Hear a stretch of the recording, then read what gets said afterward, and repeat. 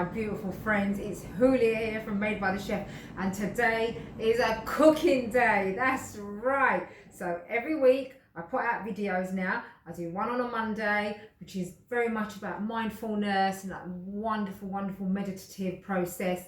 I do one on a Wednesday, which is all about transformation, and then Friday is all about cooking. Yes, it is, because I love the cooking and I love cooking therapy, and that's what I do. And so today I'm going to make you a beautiful dish. This is a Turkish dish. It's actually originally an Ottoman dish. Now, the thing is, with the Ottoman dish, it's made from the era of the Seljuk Turks, but it would have originally come probably from the Persians. Now, what makes it so special is that, well, it's chicken, simple, good old, humble chicken thighs, but in them we've got plums. Really lovely, juicy, but slightly sour plums. That's what you're looking for. So, and garlic, of course, garlic, lots of garlic. You know how I love my garlic. Now, what makes this dish special, as I was saying, is that it's sweet and sour. It's very much similar to the Moroccan style food, very much like a tagine, and it is sweet, it is savory, it's got this sourness about it. Remember, the plums have to be underripe. You want sour plums, so green plums, green gages, gooseberries, even grapes, anything like that. This is a fruity, savory dish, and I love it. And the final ingredient that makes it really super special is something that is very popular in Turkey. It's called pekmez. Now, what is pekmez? Well, generally made from grapes, sometimes from blueberries, blackberries, other fruits, and it's a molasses. That is what pekmez is.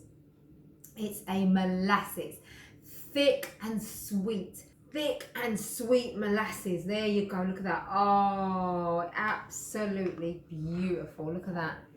The way it just drizzles down like that. So it just gets cooked down. The fruit gets cooked down. It's strained off and continues to cook until it thickens right how all those sugars have been released. There's wonderful flavour in that, and that's going to sweeten the dish. It's going to thicken up the dish. So very simple. Garlic, plums, chicken, the pekmez or molasses, and you can always substitute with honey. Don't need that. Bit of salt and pepper. In my pot, I've got some butter and some olive oil. So let's get to it and let's cook. Okay, my lovely friends. So I have got the oil and butter in a pan, and what I'm going to do, I'm going to start by putting my chicken in. And the aim of the game is to start browning the chicken in your pan. I'm going to put in as many as I can get. I've seasoned the chicken, so I'll put a little bit of salt and pepper in there. And I forgot to say as well, there you go, TV moment. I forgot to say that actually one of the special ingredients that goes in this dish as well is almonds. And I've got some beautiful, wicked Marcona almonds from Spain. So I'm going to turn the heat up because we want this chicken to be browning off. We want it to be sizzling. We really want to bring that heat up. So my heat is a little bit low, so I'm going to whack that heat up now. Really get it up high so that way the chicken is going to start sizzling away and browning. Okay, so we can see the chicken's browned off beautifully. I think I've got a little bit of steam going on. Ooh, oh my gosh. Okay, now this is where you want to add those beautiful almonds. So I've got them here. Oh, a few fine almonds. There they are. So I'm going to throw a few of them in there as well. Now mine are already toasted. And what you're going to be looking for is if you get blanched almonds, then obviously you want to just let them toast a little bit with the chicken before you then go ahead and add anything else. And now I'm going to put my plums in and my garlic. Now, what I've done with the garlic, all I've done is just smashed it a little bit with my knife. That's all you want to do, yeah? You just want to get it in there. So I've got about 4 or 5 cloves of dark garlic, and I'm going to put the plums in. Now remember, the plums are just going to shrivel up. They are going to shrink, okay? That's all you're looking for. They're going to shrink. So don't worry about that. There's loads of juices going on in here as well. And we've got this. Oh, look at that. Just stir it in. Stir in those plums. That's just perfect. Stir in the plums. I mean, this is probably such a simple dish. You couldn't get any simpler than this. Honestly, you couldn't. Such a simple dish. So fantastic. So I've used probably about 5-6 plums, I reckon, and halved them, got rid of the stones, leave them as halves because they are going to shrink. And now what you're going to do, I'm just going to pour on just a little bit of water. I'm not going to season it right now, don't think it needs it. I'm going to actually let that cook down first and then I will season it at the end. So I'm going to put my pekmez in there. I'm going to get in there and just ooze that over. Look at that. Oh my gosh. I'm going for just a couple of tablespoons. That's what you're looking for. A couple of tablespoons of the pekmez. That will darken it up a little bit. And like I said, if you haven't got it, don't worry. A little bit of honey. And this is such a beautiful dish. You can see why they loved it back then. See why they loved it in the Ottoman times. Just amazing. And you could, if you wanted to, make life easy for yourself, bang it in the oven.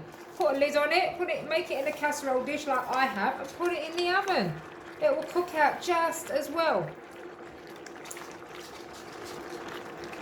Remember, the water's going to come out of the plums and all of that, so I'm just going to add a tiny little bit of water, just a little bit. There you go, not a lot, just a little dash. Now I'm going to pop the lid on and we are going to let that cook out now for about half an hour, and that's it.